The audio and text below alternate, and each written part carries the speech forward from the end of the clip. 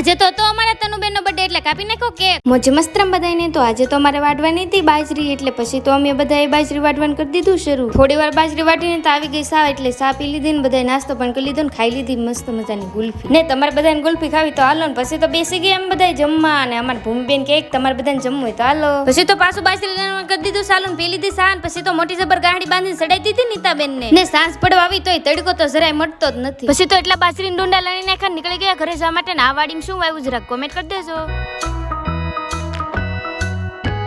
પછી તો રસ્તામાંથી તોડી લીધા ગુંદા. આવા ગુંદા કોને કોને ખાધા જરા કોમેન્ટ કરી દેજો. ને ઘરે પોગી ગયા ને આ બેન નો હતો બર્થડે, એટલે ભાઈ ને ભાભી બધા આવી ગયા ને પછી તો કેક કાપી નાખ્યો. પછી તો તન્વીબેન ને ખવડાવી દીધો સેજલબેન ને કેક, ને ભરતભાઈ પણ ખવડાવી દીધો તન્વીબેન ને કેક. ને પછી તો બધાએ પાડી લીધા ફોટા.